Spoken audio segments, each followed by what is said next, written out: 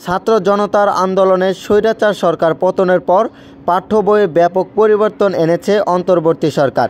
স্বৈরশাসক শেখ হাসিনার প্রবর্তন করা কারিকুলাম বাতিল করে শিক্ষায় চালু করা হয়েছে 2012 সালের কারিকুলাম।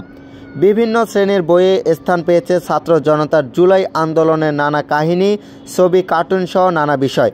জুলাই আন্দোলন চলাকালে বাড্ডায় হেলিকপ্টার থেকে ছাত্র জনতার ওপর গুলি করার বিষয়টি পাঠ্য বইয়ের শিক্ষার্থীদের সামনে তুলে আনা হয়েছে কার্টুনের মাধ্যমে। এছাড়া পাঠ্য বই থেকে বাদ দেওয়া হয়েছে অতিরিক্ত শেখ মুজিব বন্দনা। পাঠ্য বইয়ে বলা হয়েছে 26শে মার্চ দেশের স্বাধীনতা ঘোষণা করেন মেজর জিয়াউর রহমান। জন আন্দোলনে স্বৈরাচার শেখ হাসিনা সরকারের গণভবন ছেড়ে পালিয়ে যাওয়ার বিষয়টিও উঠে এসেছে নতুন পাঠ্য বইয়ে। 1 জানুয়ারি শিক্ষার্থীদের হাতে নতুন শিক্ষা বছরের এসব বই তুলে দেওয়া হয়েছে। তথ্যমতে 6ষ্ঠ শ্রেণীর চারুপাঠে কার্টুন, ব্যঙ্গচিত্র ও পোস্টারের ভাষা শিরোনামে লেখা ছাপানো হয়েছে। কার্টুনের ছবিতে যে প্রতিবাদ বা বিদ্রোহের প্রকাশ ঘটে তা দেখানো হয়েছে এই লেখায়।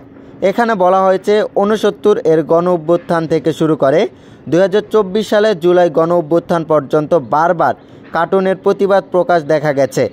জুলাই গণ অভ্যুত্থানের সময় সারা দেশে দেওয়ালে অসংখ্য গ্রাফিতির কথাও বলা হয় এই লেখায়। এই লেখায় কার্টুনের মাধ্যমে দেখানো হয়েছে হেলিকপ্টার থেকে গুলি ছোড়ার চিত্র। 5ম শ্রেণীর বাংলা বইয়ে যুক্ত করা হয়েছে আমরা তোমাদের ভুলব না অধ্যায়টি। দেশের জন্য যুদ্ধ করে শহীদ হওয়া শহীদ মীর নিসার আলী তিতুমীর, প্রতিলতা ওয়াদ্দেদার, শহীদ মতিউর রহমান মল্লিক, সার্জেন্ট জহুরুল হক, ডক্টর মোহাম্মদ শামসুজ্জোহা, নূর হোসেন সহ বিভিন্ন শহীদদের তথ্য তুলে ধরা হয়। এই অধ্যায়ে সংযোজন করা হয় জুলাই আন্দোলনে বিশ্ববিদ্যালয়ের শিক্ষার্থী শহীদ হওয়া আবু সাঈদ ও মীর মাহফুজুর রহমান মুগ্ধের নাম। এই অধ্যায়ে বলা হয়েছে অধিকারের দাবি ও বৈষম্যের কথা বলতে গিয়ে 2024 সালে রাস্তায় নামেন শিক্ষার্থীরা। সরকারি বাহিনী নির্মমভাবে সেই আন্দোলন দমন করতে চায়। পুলিশের অত্যাচারের বিরুদ্ধে রংপুরের ছাত্রনেতা আবু সাঈদ দুহাত প্রসারিত করে দাঁড়ান। পুলিশ তাকে খুব কাছ থেকে গুলি করে হত্যা করে। এতে আন্দোলন ছড়িয়ে পড়ে, সারা দেশের মানুষ রাস্তায় নেমে আসে, বিশাল গণ অভ্যুত্থানের সৃষ্টি হয়। বলা হয় রাজধানীর উত্তরায় শিক্ষার্থী মুগ্ধ আন্দোলনরত সবাইকে পানি বিতরণ করতে করতে নিহত হন। 9ম ও 10ম শ্রেণীর বাংলাদেশ ও বিশ্ব পরিচয় বইয়ে বাংলাদেশের স্বাধীনতা অধ্যায়ে বলা হয়েছে 26শে মার্চ মেজর জিয়াউর রহমান চট্টগ্রামের কালুরঘাট বেতার কেন্দ্র থেকে বাংলাদেশের স্বাধীনতা ঘোষণা করেন। এরপর তিনি 26শে মার্চ বঙ্গবন্ধু শেখ মুজিবুর রহমানের পক্ষে আবারও স্বাধীনতার ঘোষণা দেন। 9ম ও 10ম শ্রেণীর বাংলা সাহিত্য বইয়ে স্থান দেওয়া হয়েছে আমাদের নতুন গৌরবগাথা অধ্যায়ের। এ অধ্যায়ে উঠে এসেছে স্বৈরাচারী শেখ হাসিনা সরকারের গণভবন ছেড়ে পালিয়ে যাওয়ার তথ্য। এখানে বলা হয় সেদিন 5ই আগস্ট 2024 36শে জুলাই বাংলাদেশের ক্যালেন্ডার জুলাইতে থেমে গেছে। শুধু দেশ নয়, সারা দুনিয়ার মানুষ তাকিয়ে আছে বাংলাদেশের দিকে। আন্দোলনকারী ছাত্র জনতা এক দফা দাবি পেশ করেছে। সারা দেশ থেকে মানুষ ঢাকায় ছুটেছে, ঘেরাও করবে গণভবন, মূল্যোৎপাটন করবে শাসন ক্ষমতায় আঁকড়ে থাকা ফ্যাসিবাদী শাসককে।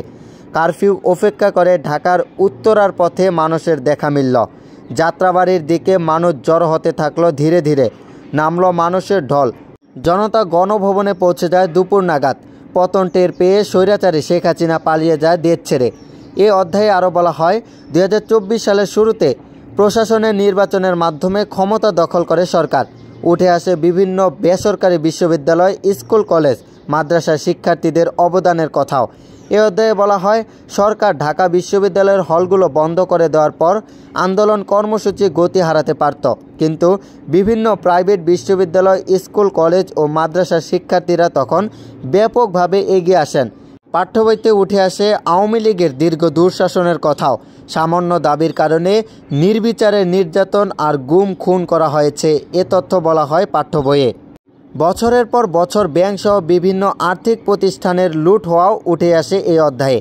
আরও বলা হয় সাবেক সরকারের দানবীয় শাসন চালানোর জন্য মুক্তিযোদ্ধাদের গল্প ছিল প্রধান অবলম্বন, কিন্তু লোকে দেখল হাজার সার্টিফিকেটধারী মুক্তিযোদ্ধার জন্ম হয়েছে মুক্তিযোদ্ধাদের পরে। জাল সনদ সংগ্রহ করে চাকরির সুবিধা নিয়েছে অনেকে। সরকার সব অনিয়ম অবৈধতাকে ঢেকে দিতে চেয়েছিল অবকাঠামোগত উন্নয়নের গল্প দিয়ে। জাতীয় শিক্ষাক্রম ও পাঠ্যপুস্তক বোর্ডের এনসিটিভি চেয়ারম্যান অধ্যাপক এ.কে.এম. রিয়াজুল হাসান বলেন, দেশে যে কয়টি গণ-অভ্যুত্থান হয়েছে ২০২৪ এর গণ-অভ্যুত্থান ছিল ব্যাপক। কারণ স্বৈরাচার বিরোধী এ গণ-অভ্যুত্থানে কোমলমতি শিক্ষার্থীরাও এতে অংশ নিয়েছিল। এটি বাংলাদেশের আশাবাদী হওয়ার বড় জায়গা। এই আন্দোলন গণ-অভ্যুত্থান আমরা পাঠ্য বইয়ে স্থান দিয়েছি নতুন প্রজন্মকে উৎসাহ দিতে। তিনি আরও বলেন, এবারের পাঠ্য বইয়ে রাজনৈতিক বন্দনা বাদ দেওয়া হয়েছে। তথ্যমতে ৭ম শ্রেণীর বাংলা বইয়ে যুক্ত করা হয়েছে জুলাই আন্দোলন নিয়ে স্মৃতিগাথা নামে কবিতা। কবিতায় বলা হয়েছে, ভাই মরল রংপুরে সেই, রংপুরই তো বাংলাদেশ। আন্দোলন চলাকালে একজনকে মারতে আইন শৃঙ্খলা রক্ষাকারী বাহিনীর উপর্যুপরি গুলির বিষয়টিও এসেছে। কবিতায় বলা হয়, খোদার আরশ কাইপা উঠে শুইনা বাপের হাহাকার, একটা মানুষ মারার লাগে কয়টা গুলি লাগে স্যার। ৩য় শ্রেণীর বিশ্বপরিচয় বইয়ে অধ্যায় যুক্ত করা হয়েছে আমাদের ৪ নেতা নামে। ৪ নেতার বিবরণীতে তথ্য দেওয়া হয়েছে শেরে বাংলা একে ফজলুল হক, মাওলানা আব্দুল হামিদ খান ভাসানী, হোসেন শহীদ সোহরাওয়ার্দী ও বঙ্গবন্ধু শেখ মুজিবুর রহমানের। জানা গেছে, গত বছর ৩য় শ্রেণীর বাংলাদেশ ও বিশ্ব পরিচয় বইয়ে থাকা আমাদের জাতির পিতা অধ্যায়টি এবারের পাঠ্য বই থেকে বাদ দেওয়া হয়েছে।